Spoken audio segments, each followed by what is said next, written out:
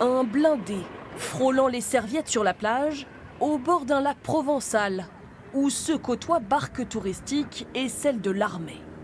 Cet entraînement, organisé volontairement en zone civile, a de quoi surprendre.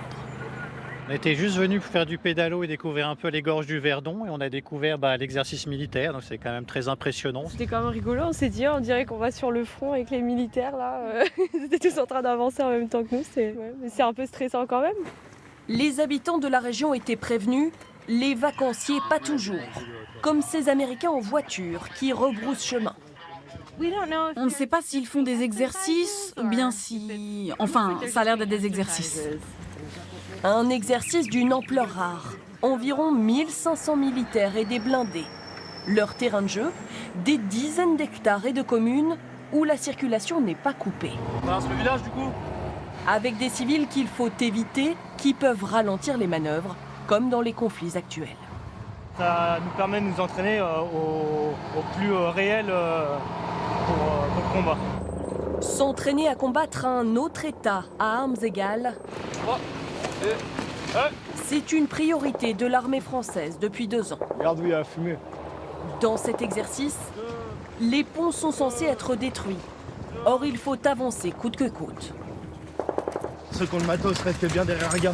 Le sergent Antoine et ses hommes ouvrent la voie à toutes les unités dans le plus grand sérieux.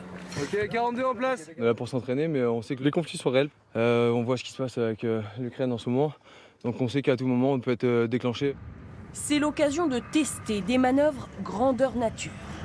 À bord de ponts flottants, assemblés en quelques heures, des centaines de blindés franchissent le lac sous la protection de mortiers. 4 unités 0-0. On a une portée de tir jusqu'à plus de 5 km. Les tirs sont simulés ou à blanc, mais l'entraînement est essentiel pour l'armée française. Pour qu'elle puisse utiliser ces armes modernes, qui sont des armes qui ont une certaine portée, vous ne pouvez plus le faire dans un champ. On n'est pas en 1914. De la même façon, l'observation, on a des caméras thermiques, on a des possibilités d'observation lointaines. Donc aujourd'hui, on entraîne une armée moderne sur des grands volumes, des grands espaces. Lors de cet exercice, aucun combat en zone urbaine. Mais ce type d'entraînement, parmi les civils, encore rare aujourd'hui, est amené à se multiplier.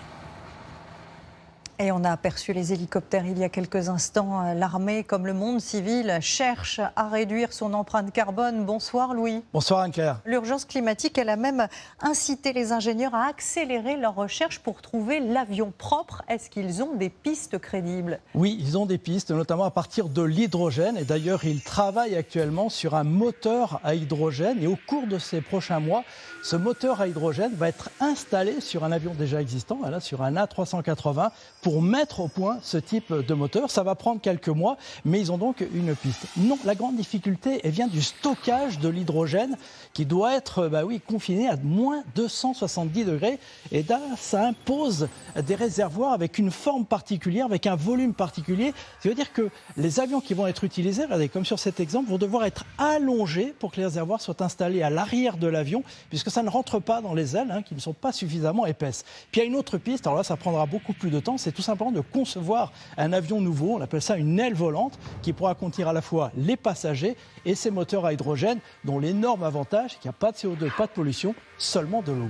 Et puis, il n'y a pas que l'hydrogène dans la vie. Ah non, il y a d'autres pistes, notamment l'électricité, évidemment, ils y pensent également. Mais l'électricité, le gros problème, ce sont les batteries, on le sait, ça pèse très très lourd et donc à installer dans un avion, ça va le pénaliser. Donc on conçoit des avions qui pourraient fonctionner à l'électricité, mais ils seront d'un gabarit plus restreint, fonctionneront probablement à hélice et auront une autonomie également un petit peu plus limitée, mais ça pourrait exister effectivement là aussi dans les prochaines années. Et puis il reste une piste, Anne-Claire, auquel on ne pense pas, mais c'est tout simplement la fabrication d'un kérosène nouveau, d'un kérosène propre, tout simplement, en partant à la fois des déchets. On va fabriquer du CO2, on va fabriquer de l'hydrogène, on va mélanger tout ça. Je ne vous passe sur le détail des formules, mais retenez qu'après un raffinage, on va obtenir un e-kérosène qui n'utilise aucune énergie fossile et qu'on va pouvoir injecter dans les avions existants aujourd'hui. Et d'ailleurs, il y a eu un premier trajet qui a été fait entre Amsterdam et Madrid, où on a utilisé 40% dans les réservoirs